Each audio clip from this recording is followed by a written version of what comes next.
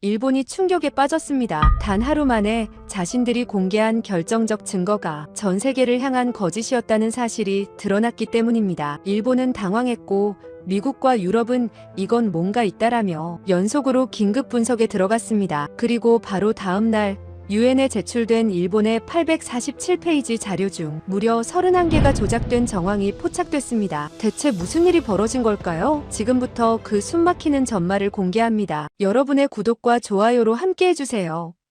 시작합니다. 이야기는 3주 전으로 거슬러 올라갑니다.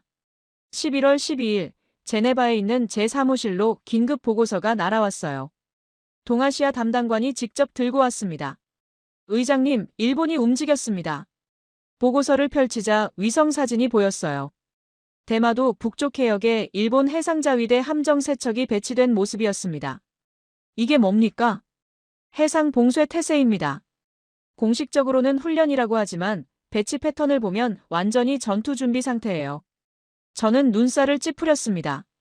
대마도에서 무슨 일이 있습니까? 일본 정부가 대마도 영유권을 재확인한다고 발표했습니다. 도쿄의 영토주권 전시관을 확장 개관했고 대마도관이라는 별도 전시실까지 만들었어요. 한국 반응은요? 그게 없습니다. 없다고요? 내 48시간째 아무런 공식 입장이 없습니다. 청와대도 외교부도 국방부도 전부 침묵하고 있어요. 저는 의아했습니다. 제가 아는 한국은 영토 문제에 민감한 나라였어요. 독도 문제만 나와도 즉각 반응하는 나라였는데 이번엔 왜 이렇게 조용한 건지 이해가 안 됐습니다. 내부 혼란입니까? 아니면 대응 전략을 못 세운 건가요? 담당관이 고개를 저었습니다. 모르겠습니다. 다만 한 가지 이상한 점이 있어요. 뭡니까? 한국 국립중앙도서관 서버 접속 기록을 보니까 지난 48시간 동안 일본 관련 고문서 열람이 평소의 35배 증가했습니다. 저는 잠시 생각에 잠겼습니다. 이건 무대응이 아니라 뭔가를 준비하고 있다는 뜻 아닌가요?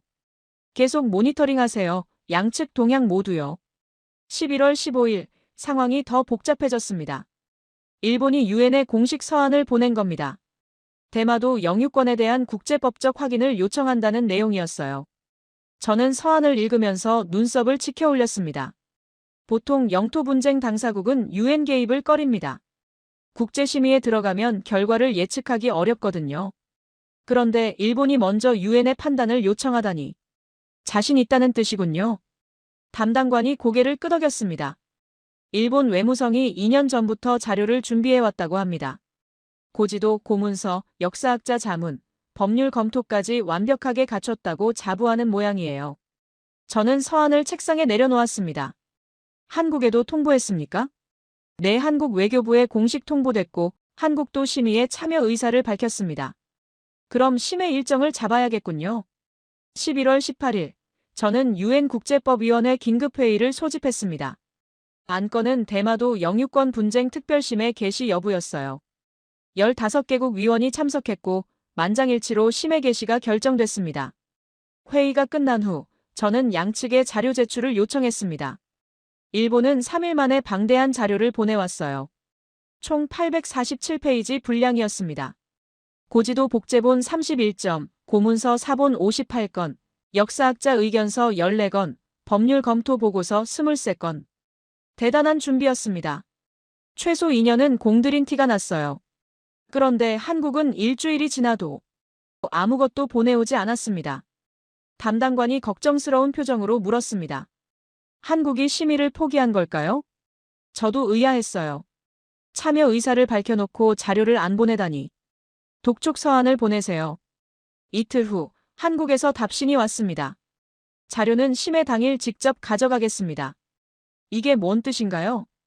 저는 처음에 한국이 준비가 안 됐다고 생각했습니다. 급하게 뭔가를 만들고 있어서 미리 보낼 수 없는 거라고요. 하지만 나중에 알게 됐죠. 그건 완전히 다른 이유였다는 걸. 한국은 일본이 어떤 자료를 제출하는지 먼저 확인하고 싶었던 겁니다. 상대의 패를 본 다음에 자기 패를 꺼내려는 전략이었어요. 심의 하루 전날이었습니다. 저는 일본이 제출한 847페이지 자료를 검토하고 있었어요. 솔직히 인상적이었습니다. 체계적이고 방대하고 논리적이었죠. 그런데 한 가지 이상한 점을 발견했습니다. 고지도 복제본 중 하나를 자세히 보는데 뭔가 어색했어요. 1785년 제작된 일본 고지도였는데 대마도 위쪽 부분이 묘하게 흐릿했습니다. 다른 부분은 선명한데 유독 그 부분만요. 담당관, 이 지도 원본 확인할 수 있습니까? 일본 교토대학 도서관에 소장돼 있다고 합니다. 디지털 아카이브에서 열람 가능해요. 저는 직접 원본 스캔 파일을 찾아봤습니다. 원본에는 대마도 위쪽에 작은 글씨가 선명하게 적혀 있었습니다. 조선국 경계. 일본이 제출한 복제본에서는 이 글씨가 지워져 있었던 겁니다. 저는 가슴이 철렁 내려앉았습니다. 설마 조작인가요? 847페이지 자료 전체가. 저는 밤새 다른 자료들도 확인했습니다. 고문서, 역사학자 의견서, 법률 검토 보고서. 하나하나 원본과 비교했어요. 결과는 충격적이었습니다. 31점의 고지도 중 23점에서 문구 삭제나 수정 흔적이 발견됐어요. 58건의 고문서 중 41건이 원본과 내용이 달랐습니다. 일본은 2년간 자료를 준비한 게 아니었어요. 2년간 자료를 조작한 거였습니다. 그리고 한국은 아마 이걸 알고 있었을 겁니다.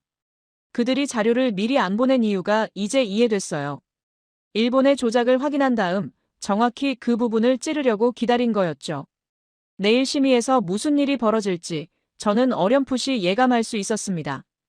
오전 9시 심의가 시작됐습니다. 저는 의장석에 앉아 양측 대표단을 바라봤어요.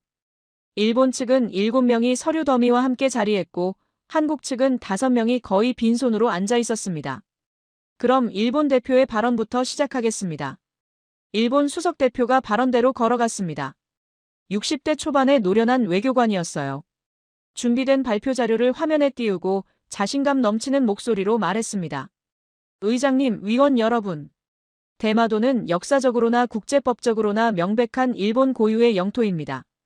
첫째, 지리적 근거입니다. 대마도는 일본 규슈에서 약 132km, 한국 부산에서 약 50km 떨어져 있습니다. 거리상으로는 한국이 가깝지만 해류와 항로를 고려하면 역사적으로 일본 본토와 더 긴밀했습니다. 둘째, 역사적 근거입니다. 대마도는 7세기부터 일본 중앙정부의 관할 아래 있었습니다. 1785년 고지도를 보시면 대마도가 일본 영토로 명확히 표기돼 있습니다. 어젯밤 제가 확인한 바로 그 지도였어요. 조선국 경계 문구가 삭제된 버전. 발표는 계속됐습니다. 셋째, 조약적 근거입니다. 1876년 강화도 조약에서 조선은 대마도를 일본 영토로 인정했습니다. 이후 어떤 국제조약에서도 대마도의 지위가 변경된 적이 없습니다. 넷째, 행정적 근거입니다. 대마도는 현재 나가사키현 소속으로 일본 정부가 완전한 행정권을 행사하고 있습니다. 47분간 발표가 이어졌습니다. 화려하고 방대한 프레젠테이션이었어요. 발표가 끝나자 일본 대표는 만족스러운 표정으로 자리에 앉았습니다. 이제 한국 대표의 발언을 듣겠습니다. 한국 수석 대표가 천천히 일어났습니다. 50대 중반의 차분한 여성 외교관이었어요. 그녀는 얇은 폴더 하나만 들고 발언대로 걸어갔습니다. 회의장이 술렁였어요. 일본의 47분 발표에 저 얇은 폴더 하나로 맞서겠다니. 그녀가 입을 열었습니다. 의장님, 저는 긴 발표를 드리지 않겠습니다. 대신 일본 대표께 몇 가지 질문을 드리고 싶습니다. 그녀는 폴더에서 종이 한 장을 꺼냈어요. 방금 보여주신 1785년 고지도 말입니다. 이 지도의 원본은 교토대학 도서관에 소장돼 있죠? 일본 대표가 고개를 끄덕였습니다. 맞습니다. 그럼 이 부분을 봐주시겠습니까? 한국 대표가 화면에 새로운 이미지를 띄웠습니다. 같은 지도였지만 대마도 위쪽 부분이 확대돼 있었어요. 왼쪽이 원본이고 오른쪽이 일본 측이 제출한 복제본입니다. 차이가 보이시나요? 회의장이 조용해졌습니다. 원본에는 조선국 경계라는 글씨가 선명하게 보였어요. 하지만 일본 측 복제본에서는 그 부분이 흐릿하게 처리돼 있었습니다. 이 네 글자가 왜 사라졌습니까? 일본 대표의 얼굴이 굳어졌어요. 하나 더 있습니다. 그녀는 두 번째 자료를 화면에 띄웠어요. 이건 1877년 일본 내무성이 작성한 공문서입니다. 원본에는 이런 문장이 있습니다. 대마도는 조선과 일본 사이의 중간지대로서 그 소속이 불분명하다. 화면이 바뀌었어요. 그런데 일본 측이 제출한 자료에서는 이 문장이 통째로 삭제됐습니다. 대신 대마도는 일본의 관할 하에 있다라고만 남아있죠. 회의장 여기저기서 웅성거리는 소리가 났습니다. 어젯밤 제가 발견한 것과 정확히 일치하는 내용이었습니다. 한국 대표가 발언대에서 한 걸음 물러섰습니다. 의장님, 저는 더 이상 발언하지 않겠습니다. 다만 한 가지만 요청드립니다. 말씀하세요. 일본 측이 제출한 847페이지 자료 전체에 대해 원본과의 대조 검증을 요청합니다. 우리가 확인한 바로는 최소 60사건의 문서에서 삭제 또는 수정 흔적이 발견됩니다. 저는 어젯밤 제가 확인한 것보다 더 많은 숫자에 놀랐습니다. 한국은 저보다 훨씬 철저하게 검증했던 거예요. 일본 대표가 벌떡 일어났습니다. 이에 있습니다. 한국 측의 주장은 근거 없는 비방입니다. 우리 자료는 모두 정확한 복제본입니다. 한국 대표가 차분하게 대답했습니다. 그렇다면 검증을 두려워하실 이유가 없으시겠죠? 회의장이 다시 조용해졌습니다. 저는 양측을 번갈아 봤습니다. 일본 대표는 얼굴이 붉어져 있었고 한국 대표는 여전히 차분했어요. 좋습니다. 검증 요청을 받아들이겠습니다. 저는 의사봉을 두드렸습니다. 일본 측이 제출한 모든 자료에 대해 원본 대조 검증을 실시하겠습니다. 검증이 완료될 때까지 심의는 일시 중단됩니다. 회의가 끝난 후 저는 한국 대표를 복도에서 마주쳤습니다. 실례지만 어떻게 그렇게 정확히 알고 계셨습니까? 일본 자료의 문제점을요. 그녀가 미소를 지었습니다. 저희는 10년 전부터 준비했습니다. 10년이요? 네, 일본이 언젠가 이런 식으로 나올 거라는 걸 알고 있었으니까요. 그래서 미리 원본 자료를 전부 확보해뒀습니다. 일본 도서관, 미국 국립문서관, 영국 공공기록관. 전 세계에 흩어진 관련 문서를 수집했죠. 저는 감탄했습니다. 그런데 왜 미리 자료를 안 보내셨습니까? 심해 전에 제출하셨으면 더 좋았을 텐데.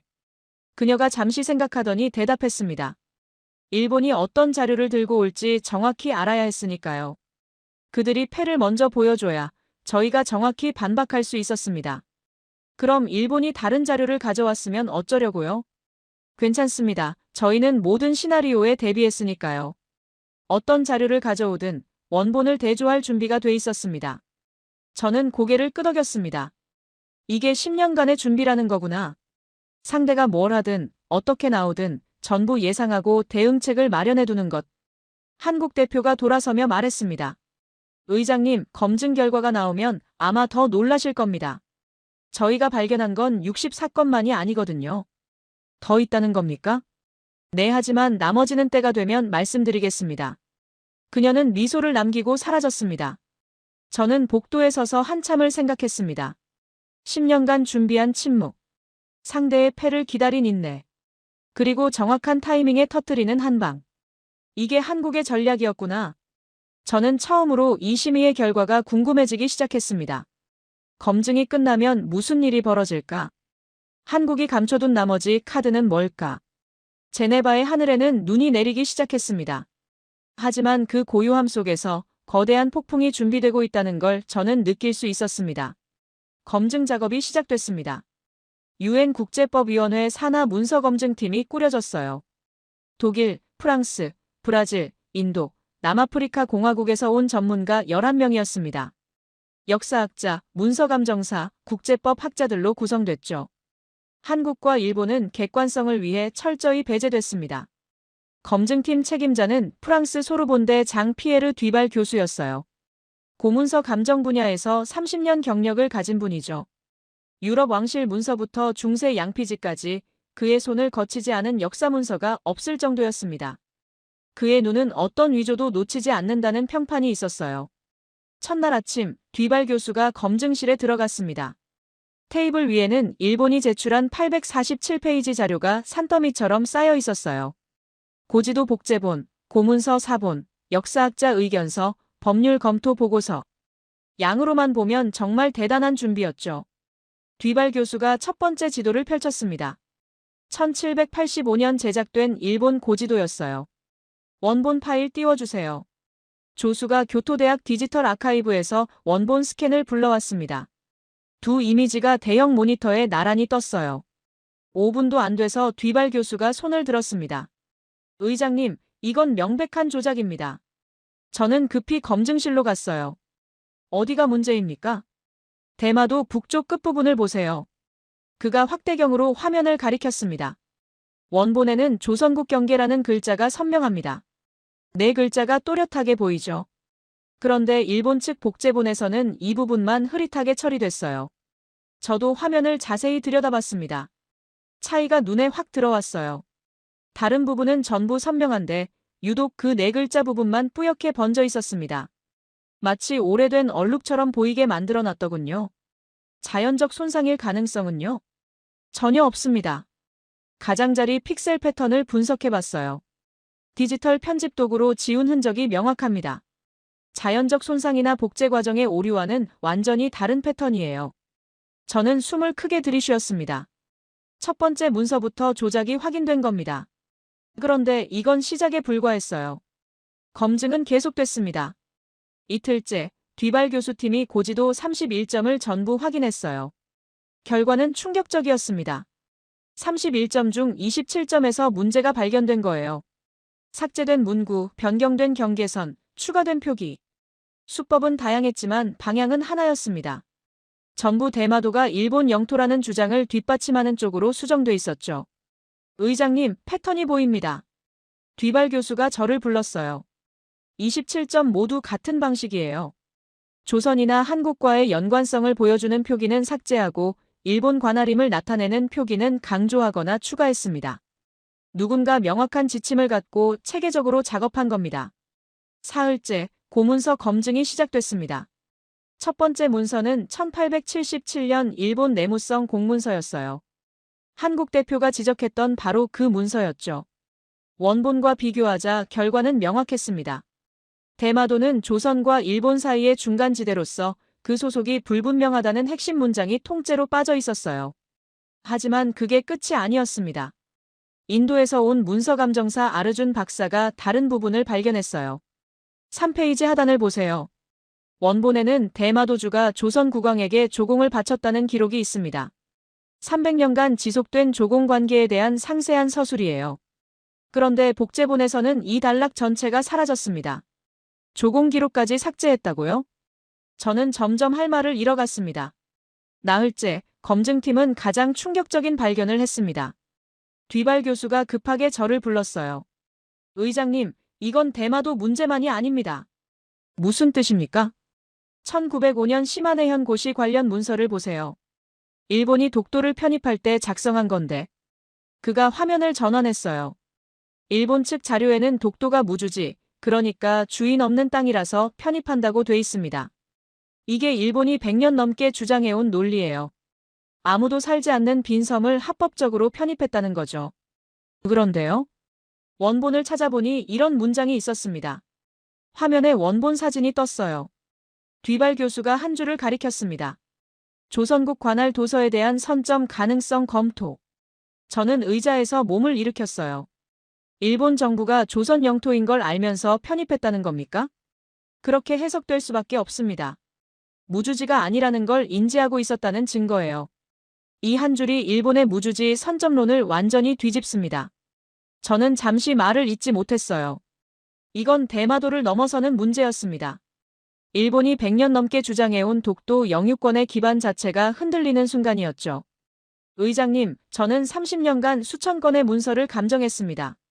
왕실 문서 위조, 유산 관련 조작, 범죄 증거 변조. 온갖 종류의 위조를 봤어요. 하지만 이렇게 체계적이고 조직적인 역사 문서 조작은 처음입니다. 7일간의 검증이 끝났습니다. 최종 보고서는 127페이지 분량이었어요. 저는 밤새 그 보고서를 읽었습니다. 결과는 참담했어요. 총 847페이지 중 412페이지에서 조작 흔적이 발견됐습니다. 비율로 치면 48.6%예요. 절반 가까운 자료가 원본과 달랐던 겁니다. 조작 유형은 크게 4가지였어요. 첫째, 문구 삭제 187건. 대마도나 독도가 조선 영토임을 암시하는 표현을 지웠습니다. 둘째, 문구 변경 94건. 중간지대, 소속 불분명 같은 표현을 일본 관할, 일본 영토로 바꿨어요. 셋째, 지도 수정 78건. 경계선을 이동시키거나 지명 표기를 변경했습니다. 넷째, 선택적 인용 53건. 원본의 일부만 발췌하면서 반대 의견이나 유보 조항은 삭제했어요. 검증팀 결론은 단호했습니다. 일본 측이 제출한 자료는 체계적이고 조직적인 조작의 결과물로 판단된다. 이는 단순한 실수나 해석 차이가 아니라 의도적인 역사 왜곡에 해당한다. 저는 보고서를 덮고 창밖을 바라봤습니다. 제네바의 밤하늘에 별이 빛나고 있었어요. 하지만 제 마음은 무거웠습니다. 일본은 2년간 자료를 준비한 게 아니었어요. 2년간 자료를 조작한 거였습니다.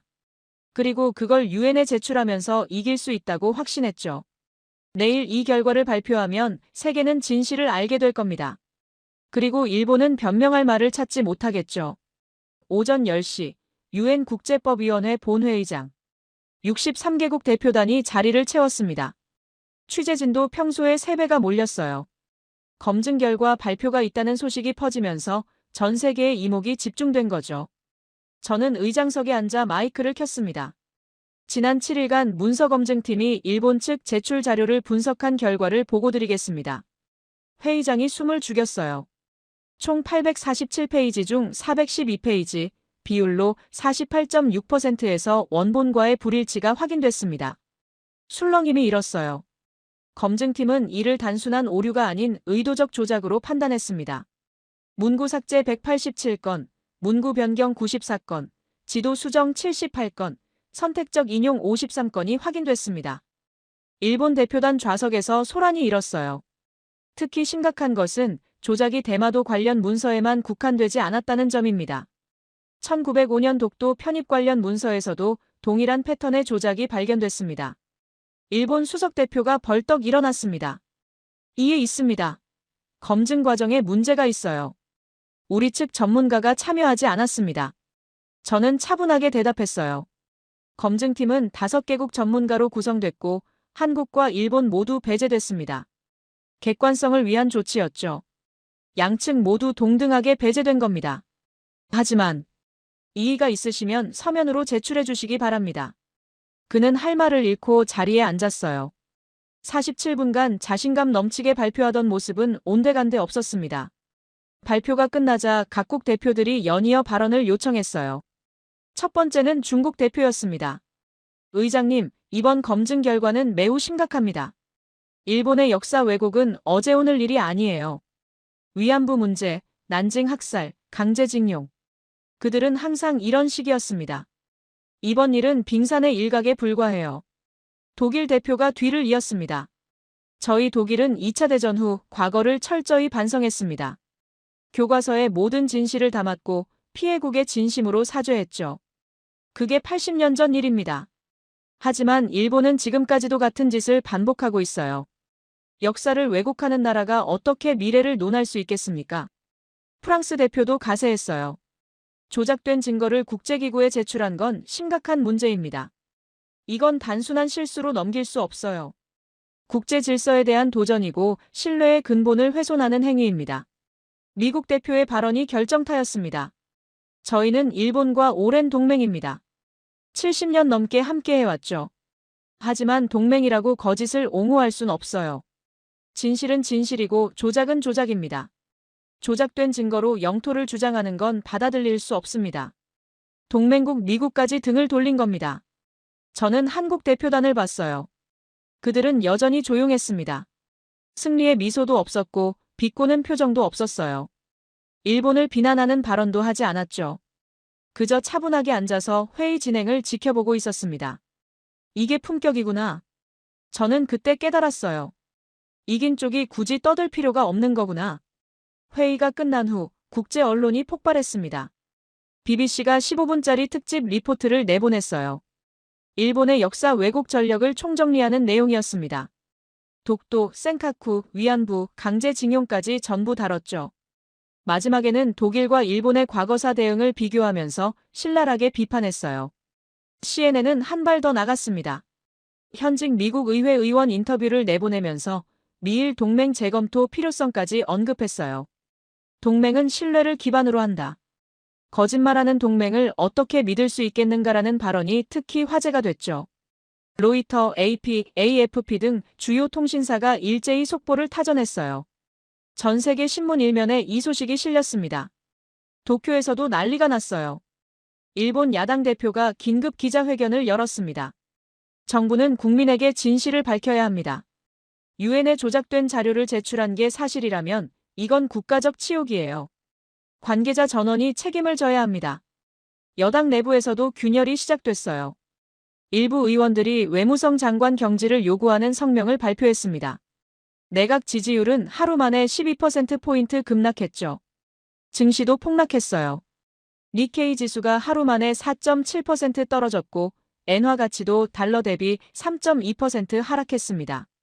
외국인 투자자들이 일본 자산을 대거 매도하기 시작한 거예요. 저는 사무실에서 이 모든 상황을 지켜봤습니다. 불과 한 달 전만 해도 일본은 자신만만했어요. 유엔에 먼저 심의를 요청할 정도였죠. 이길 수 있다고, 증거가 완벽하다고 확신했던 겁니다. 하지만 지금은 어떻습니까?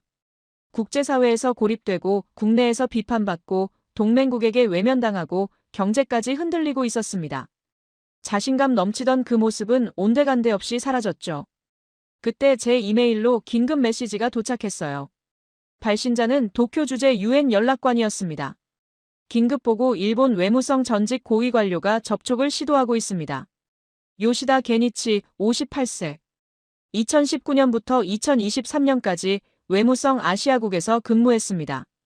대마도 관련 문서 조작에 직접 관여했다고 주장하며 증거 자료를 보유하고 있다고 합니다. 면담을 요청하고 있습니다. 직접 관여했다고요? 저는 메시지를 다시 읽었어요. 내부 고발자가 나타난 겁니다. 그것도 조작에 직접 참여했던 사람이. 저는 즉시 답장을 보냈습니다. 신원 확인 후 최대한 빨리 면담을 잡아주세요. 비밀 유지에 만전을 기해 주시고요. 한 명이 입을 열면 다른 사람들도 따라오게 되죠. 그리고 한국은 여전히 침묵하고 있었습니다. 한마디도 안 했어요. 승리 선언도 일본 비난도 없었습니다. 그저 조용히 세계가 대신 말해주는 걸 지켜보고 있었죠. 내부 고발자가 뭘 들고 올지, 그게 이 사건을 어디까지 확대시킬지. 저는 아직 몰랐습니다. 하지만 한 가지는 확실했어요. 이건 끝이 아니라 시작이었습니다. 거짓말의 성은 이제 막 무너지기 시작한 거예요.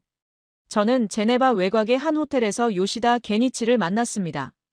보안을 위해 유엔 본부가 아닌 외부 장소를 택했어요. 요시다는 일본 외무성에서 32년간 근무하다 2023년에 퇴직한 인물이었습니다. 아시아국 차장까지 올라간 엘리트 관료였죠. 호텔 스위트룸 문이 열리자 60대 초반의 마른 남자가 서 있었어요.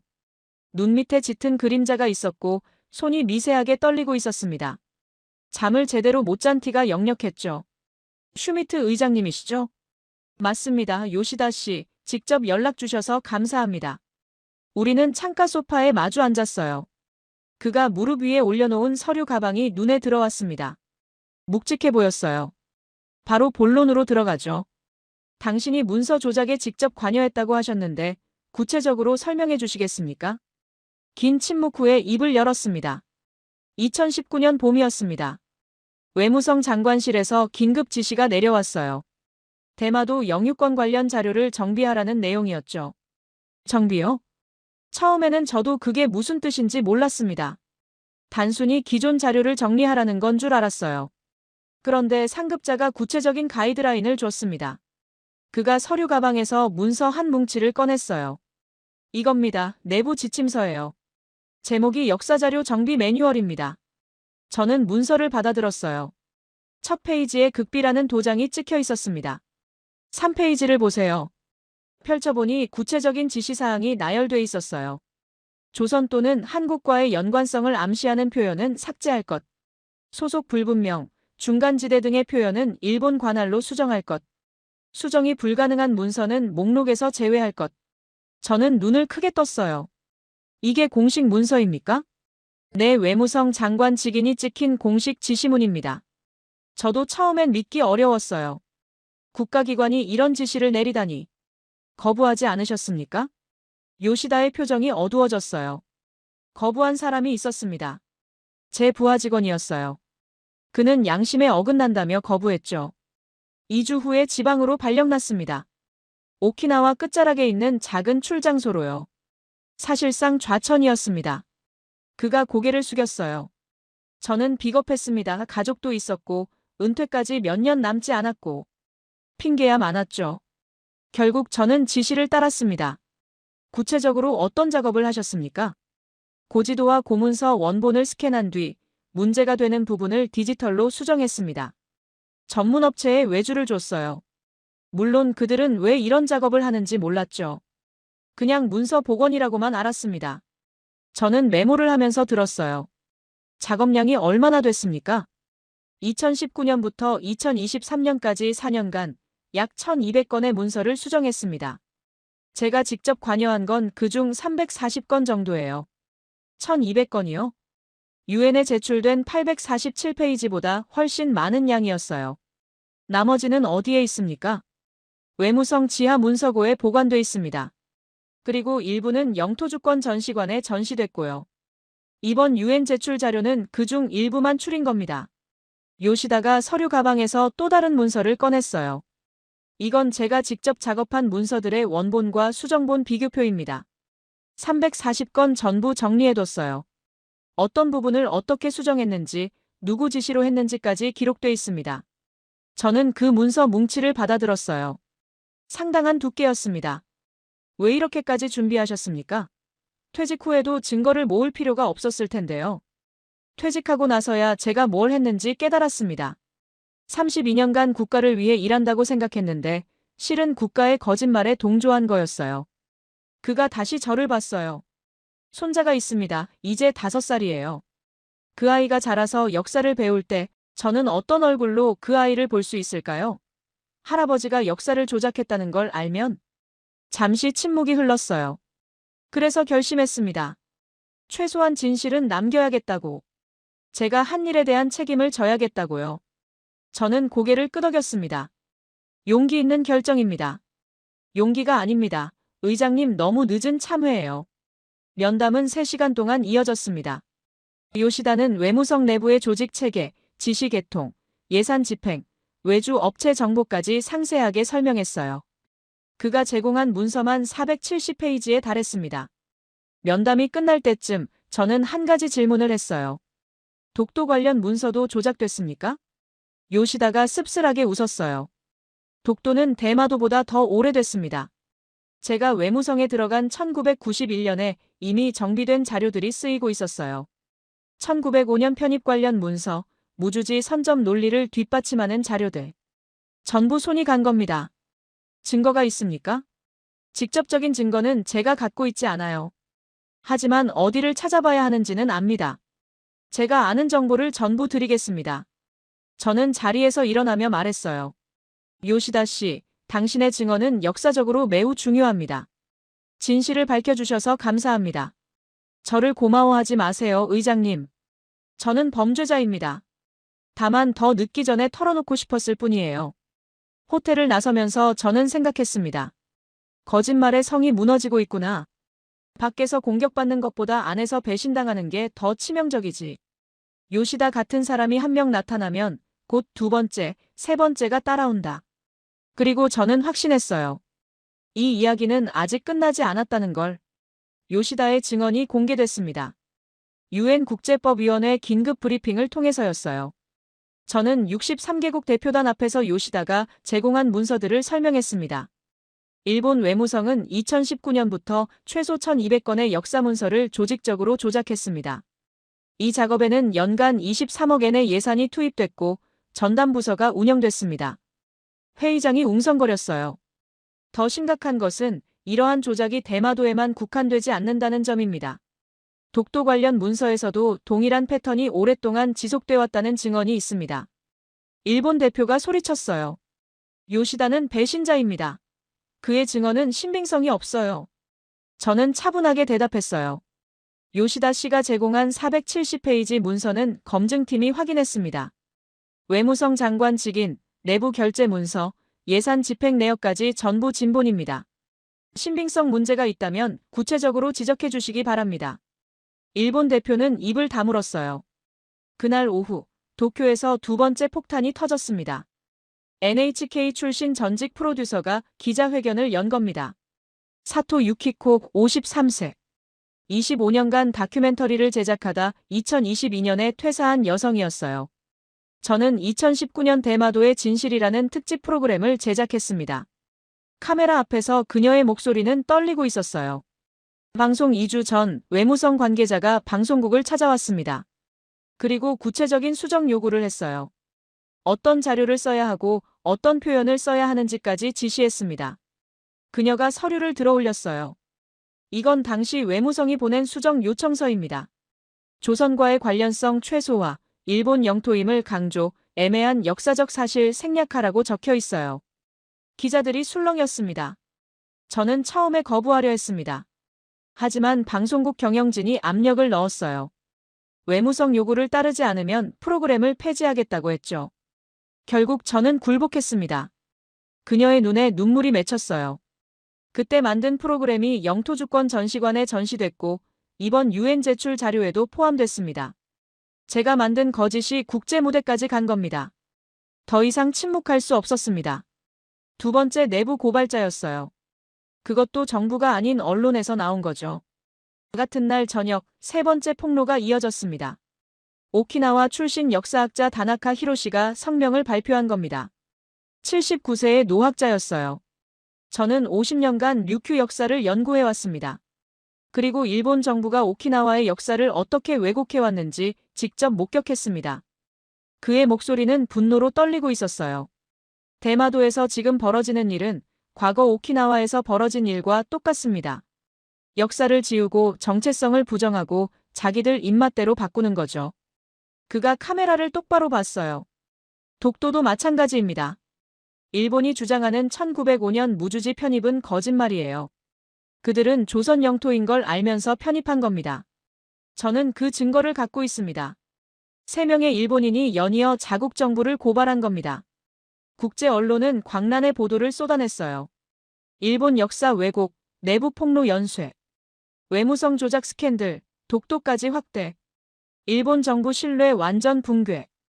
BBC는 요시다다, 사토, 다나카 세 사람을 화상으로 연결해서 합동 인터뷰를 내보냈어요. 1시간짜리 특집이었습니다. CNN은 한 발 더 나갔어요.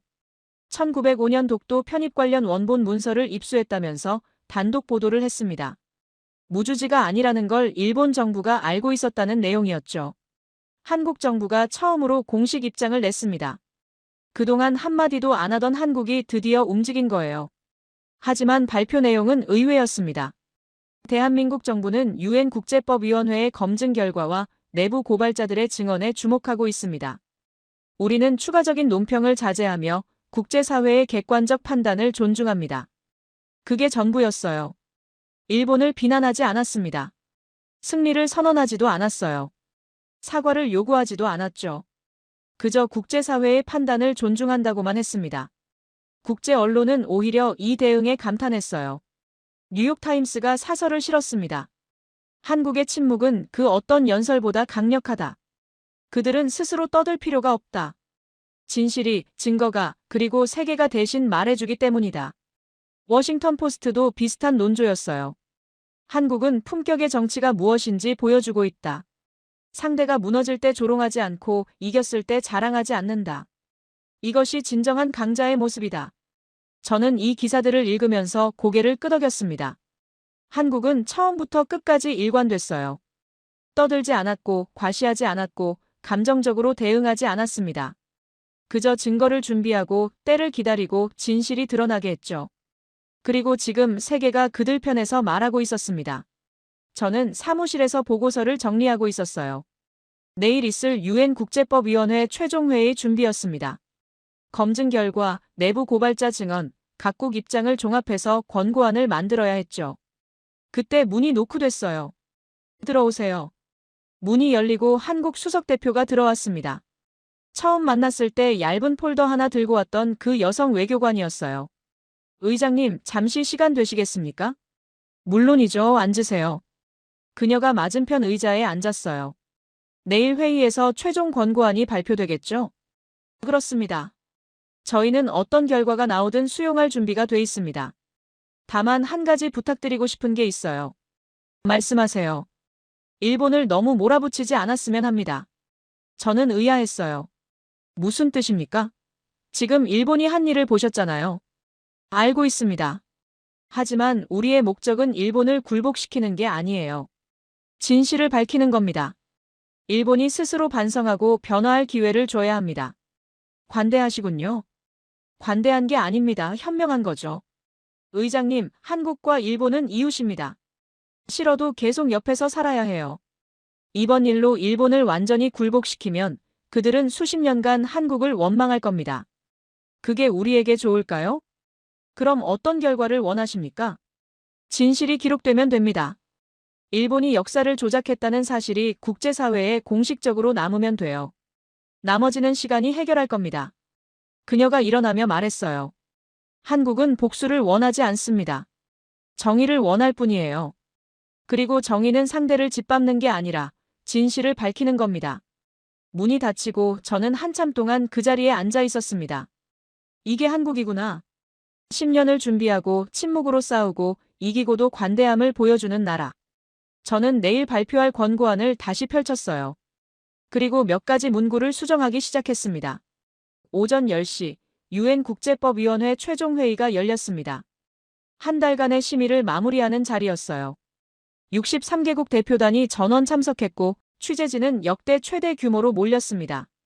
회의장 밖 복도까지 카메라가 줄지어 있었고 전 세계 주요 방송사가 생중계를 준비하고 있었죠. 저는 의장석에서 회의장을 둘러봤어요. 일본 대표단은 구석자리에 앉아 있었습니다. 한 달 전 당당하게 47분을 발표하던 수석 대표는 고개를 숙이고 있었어요. 7명이던 대표단이 4명으로 줄어 있었습니다.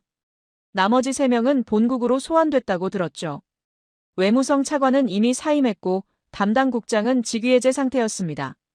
한국 대표단은 여전히 5명이었어요. 처음 왔을 때와 똑같은 인원, 똑같은 자리. 그들의 표정도 한 달 전과 다르지 않았습니다. 긴장하지도 않았고 들뜨지도 않았어요. 저는 마이크를 켰습니다. 지금부터 대마도 영유권 분쟁 특별심의 최종 회의를 시작하겠습니다. 회의장이 완전히 고요해졌어요.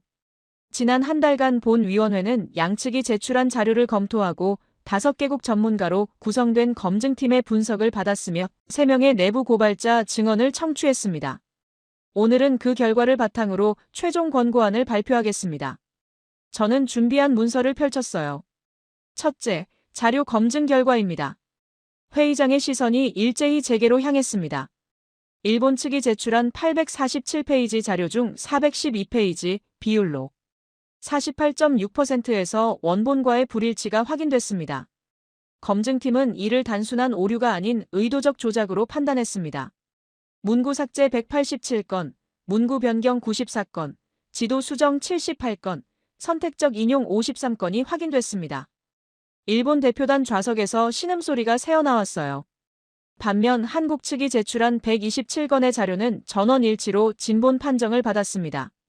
모두 원본 문서였으며 어떤 수정이나 변조 흔적도 발견되지 않았습니다. 저는 다음 페이지로 넘겼습니다. 둘째, 내부 고발자 증언입니다. 일본 외무성 전직 차장 요시다 게니치, 방송 프로듀서 사토 유키코 역사학자, 다나카 히로시 등 3명의 일본 국적자가 자국 정부의 조직적 역사 왜곡을 증언했습니다. 요시다 씨는 2019년부터 4년간 약 1200건의 문서가 조작됐다고 진술했으며 그가 제공한 470페이지 증거 자료는 모두 진본으로 확인됐습니다.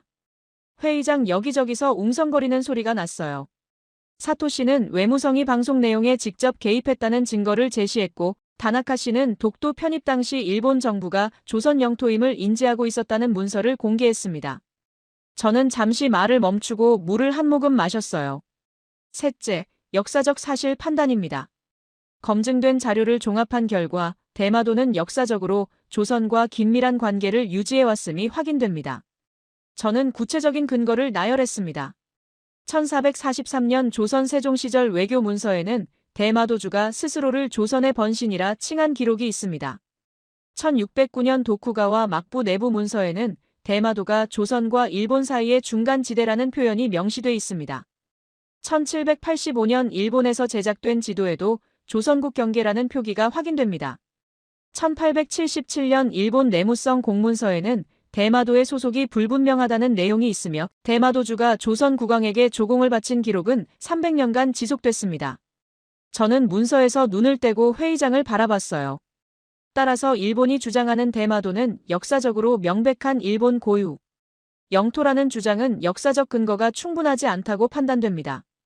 일본 대표가 고개를 더 깊이 숙였어요.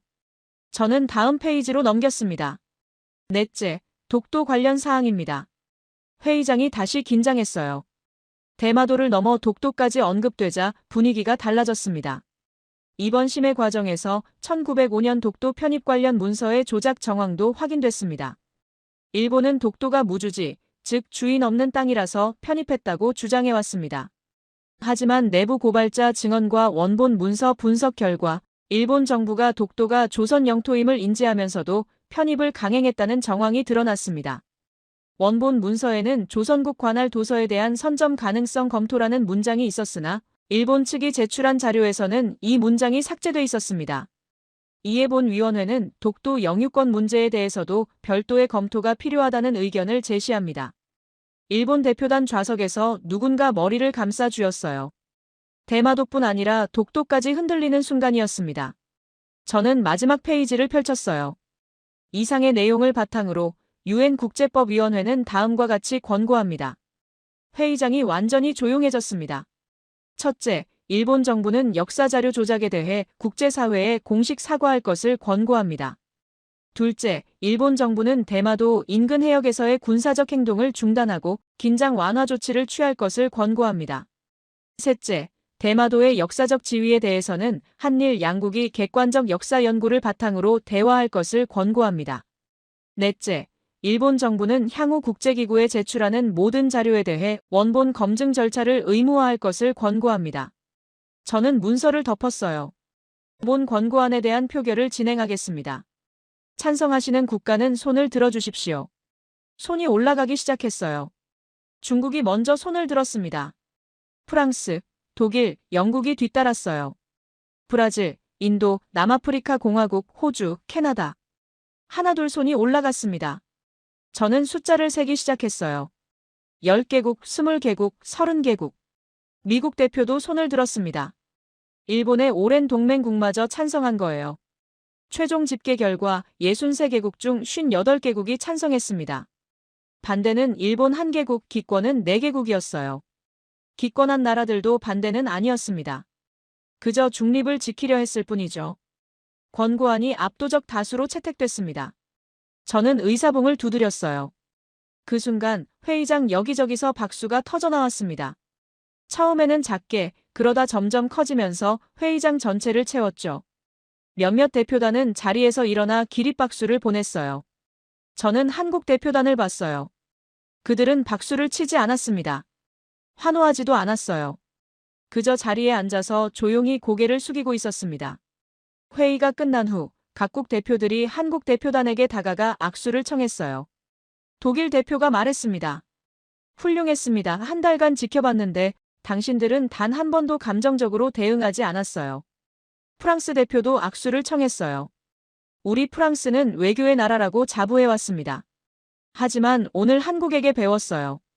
때로는 침묵이 가장 강력한 외교라는 걸요.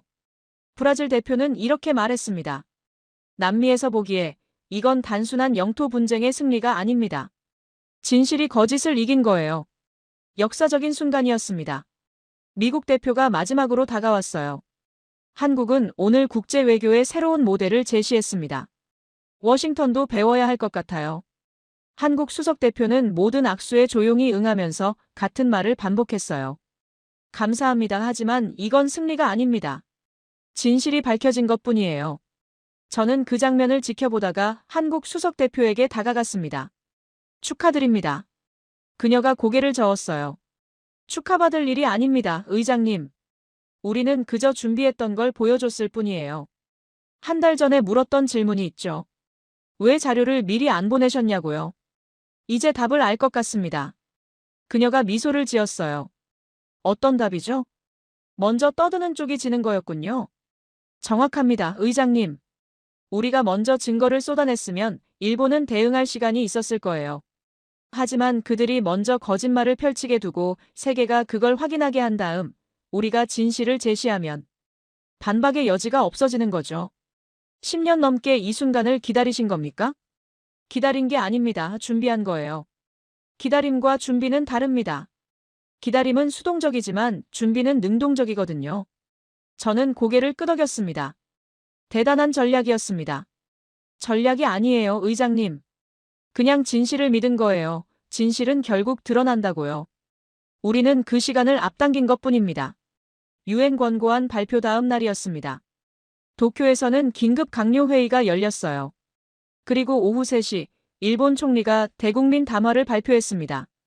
저는 제네바 사무실에서 생중계를 지켜봤어요. 일본 총리의 얼굴은 창백했습니다. 원고를 읽는 손이 미세하게 떨리고 있었어요. 카메라 플래시가 연신 터졌지만 고개를 들지 못했습니다. 국민 여러분, 저는 오늘 무거운 마음으로 이 자리에 섰습니다. 유엔 국제법위원회의 권고안을 엄숙히 받아들입니다. 우리 정부가 제출한 자료에 문제가 있었다는 지적에 대해 깊이 반성합니다. 역사는 진실 위에 서야 합니다. 그 원칙을 지키지 못한 점에 대해 국제사회와 관계국에 사과드립니다. 담화가 끝나자 기자들이 질문을 쏟아냈어요. 하지만 총리는 추가 발언 없이 퇴장했습니다. 그날 저녁 일본 외무성 장관과 차관이 동시에 사임했어요. 내각 지지율은 17%까지 추락했고 여당 내부에서는 조기 총선을 요구하는 목소리가 터져나왔습니다. 한국 정부가 공식 입장을 발표했습니다. 청와대 대변인이 브리핑에 나왔어요. 전 세계 언론이 한국의 반응을 기다리고 있었습니다. 승리 선언이 나올 거라고, 사과를 요구할 거라고, 배상을 청구할 거라고 예상했죠. 대한민국 정부는 유엔 국제법위원회의 권고안을 환영합니다. 그리고 일본 정부의 반성에 주목합니다. 여기까지는 예상된 내용이었어요. 하지만 다음 문장이 세계를 놀라게 했습니다. 대마도의 역사적 지위에 대한 검증은 역사에 맡기겠습니다. 우리는 과거의 매이기보다 미래를 향해 나아가고자 합니다. 한일 양국이 진실을 바탕으로 새로운 관계를 구축하길 바랍니다. 그게 전부였어요. 영토 반환을 요구하지 않았습니다. 배상을 청구하지도 않았어요. 추가적인 사과를 요구하지도 않았습니다. 일본을 비난하는 단어는 단 하나도 없었죠. 국제 언론은 이 대응에 경탄했어요. 워싱턴 포스트가 일면 사설을 실었습니다. 한국은 이길 수 있는 싸움에서 완승하고도 상대를 짓밟지 않았다. 역사에 맡기겠다는 한 문장에 수천 년 문명의 품격이 담겨 있다. 뉴욕타임스도 특집 기사를 냈어요. 한국은 침묵으로 시작해서 침묵으로 끝냈다. 떠들지 않고 이겼고 이기고도 자랑하지 않았다. 21세기 외교의 새로운 교과서가 될 것이다. BBC는 침묵의 승리라는 제목의 다큐멘터리 제작을 발표했고 CNN은 한국 외교의 비밀이라는 특집 프로그램을 편성했습니다. 저는 한국을 방문했습니다. 유엔 차원의 공식 일정은 아니었어요. 개인적인 호기심이었습니다. 한 달간 지켜본 그 나라를 직접 느껴보고 싶었어요. 서울에 도착해서 저는 국립중앙도서관을 찾았습니다. 한국이 수십 년간 자료를 수집하고 보존했다는 그곳이요. 도서관 관계자가 고문서 보관실로 안내했어요. 이쪽이 동아시아 역사 자료실입니다. 항온항습 시설로 24시간 관리하고 있어요. 온도 18도, 습도 45%를 365일 유지합니다. 방대한 서가가 펼쳐져 있었어요. 수천 권의 고문서가 연도별, 주제별로 체계적으로 정리돼 있었습니다. 대마도 관련 자료는 언제부터 수집하셨습니까? 본격적으로 시작한 건 2009년입니다. 하지만 기초 자료는 1970년대부터 모아왔어요.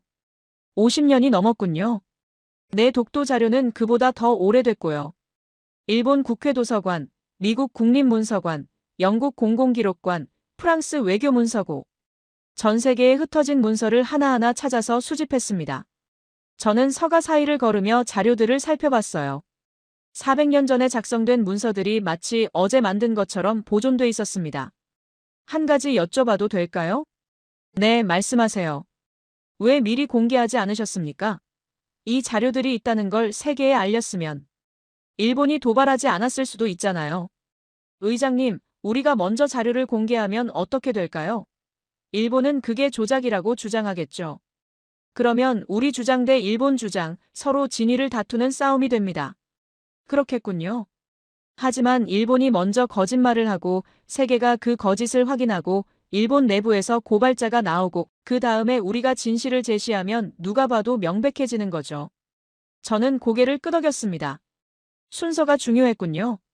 내 무엇을 말하느냐보다 언제 말하느냐가 더 중요할 때가 있어요. 우리는 50년간 준비하면서 그 언제를 기다렸습니다. 저는 독도로 향하는 헬기에 올랐어요. 한국 정부의 초청이었습니다. 헬기가 동해 상공을 날았어요. 끝없이 펼쳐진 겨울 바다 위로 작은 섬 2개가 점점 가까워졌습니다. 독도였어요. 헬기가 착륙하고 저는 섬에 발을 디뎠습니다. 동해 바람은 살을 애는 듯 했습니다. 하지만 경비대원들은 그 바람 속에서 묵묵히 경계를 서고 있었어요. 365일 여기 계십니까? 내 태풍이 와도 폭설이 내려도 우리는 여기 있습니다. 경비대장이 저를 섬 정상으로 안내했어요. 오르막길을 걷는 동안 그가 말했습니다. 의장님, 저희 아버지도 여기서 근무하셨어요. 1970년대예요. 그때는 시설도 없고 보급도 힘들어서 한 달에 한 번 식량이 왔다고 해요. 그래도 단 하루도 자리를 비우지 않았다고 하셨습니다. 때를 이어 근무하시는 건가요? 네, 저희 아들도 해양경찰이 됐어요. 언젠가 여기 올 겁니다. 정상에 도착하자 동해가 360도로 펼쳐졌어요. 수평선 끝이 보이지 않았습니다. 태극기가 펄럭이고 있었습니다. 거센 바람에도 꿋꿋이 휘날리고 있었어요. 저는 주머니에서 수첩을 꺼냈습니다. 한 달간 제가 목격한 모든 것을 정리하고 싶었어요.